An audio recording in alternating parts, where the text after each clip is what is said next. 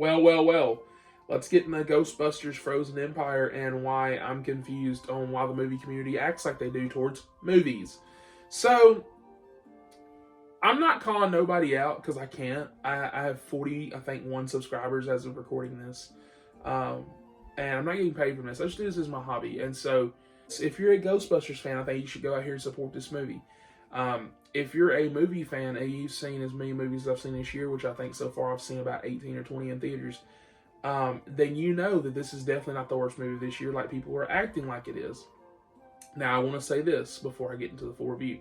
This movie is definitely the worst Ghostbusters film. That does not mean that I think it's awful or, like I said, a 0 out of 10. I just think where the first one's like a 10 out of 10, the second one's like an 8 out of 10, and the third one is like a 7.5, maybe even 8 out of 10. This one's like a 6. So now you get my score. This is getting a 6 out of 10 before we even get into the review. So if you want to tap out, like and subscribe, thank you. Now, if you want to hear my thoughts, let's go and get into this. So, this movie has a huge pacing error, which is the main complaint that I have not been seeing from people. I've seen it from a few, but like awful pacing. And what I mean by that is that they set you up, they give you a cool intro, loving it. And in the middle of the movie, they just kind of go, oh, like 4 or 5 characters just aren't going to show up. And yes, I said 4 or 5 because I swear there's like 10 people in this movie they're not main characters, but like there's 10. There's too many. Way too many. And I feel like considering the screen time that they have, there's no point to even have these people in it. Like, love Bill Murray to death. He don't really do that in this movie. There's something broken there.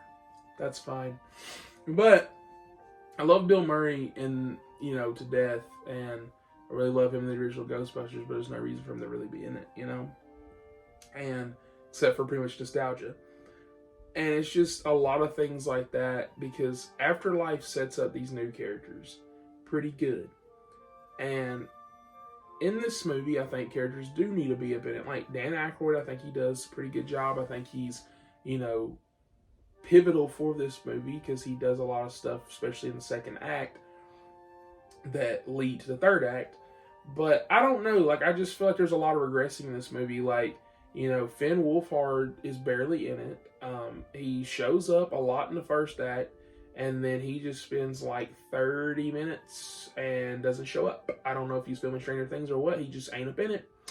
And that happens with 3 or 4 other characters too. I don't know if it's one of these things where maybe they filmed them doing something else and they're like, well, this movie's going to be like almost 3 hours, so we'll cut it.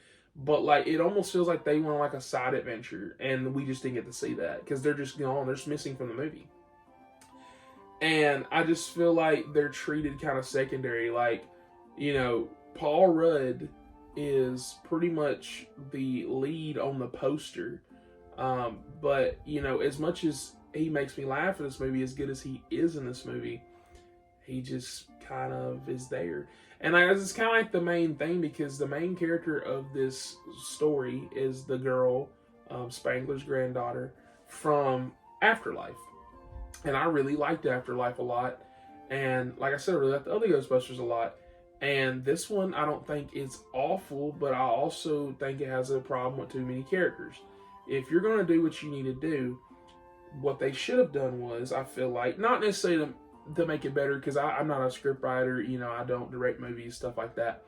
But I just personally feel like they should have had the family dynamics, all this other stuff, for the first and second half of the movie. Then towards the end, when, just like Ghostbusters always happens, when the villain gets out, or escapes, or attacks, or whatever, that's when, we need to call up the old dudes. And then you get that nostalgia.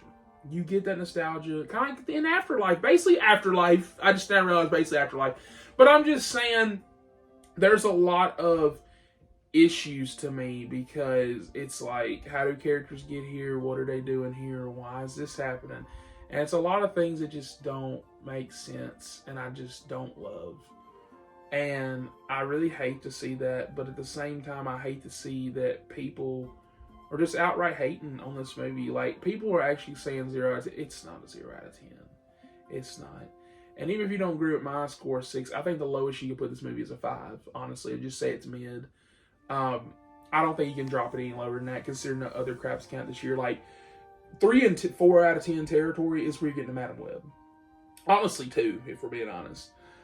I feel, and once again, I guess I need to think about the general audience, okay?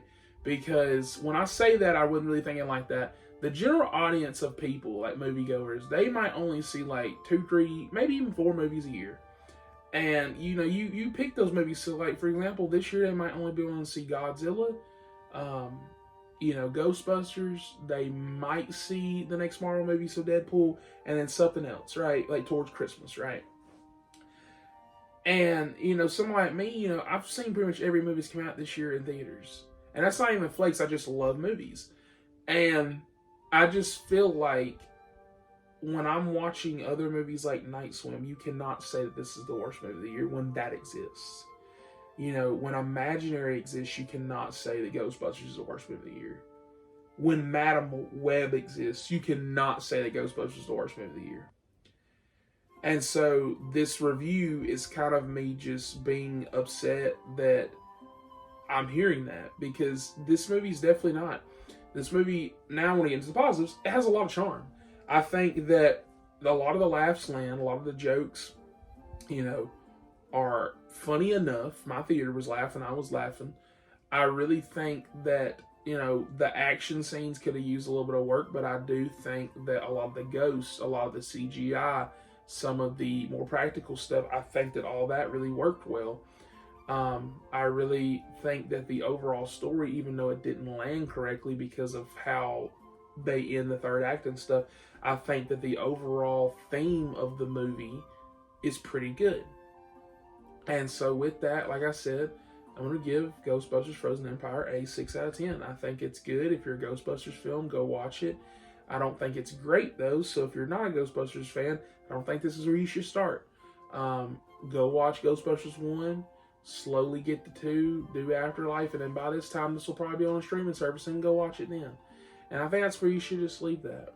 So with that, catch you guys on the next one. Like and subscribe if you want to see more. We're supposed to be watching, Late Night with the Devil and Godzilla later on this week, so if you want reviews for that, stay around on the channel. Thank you.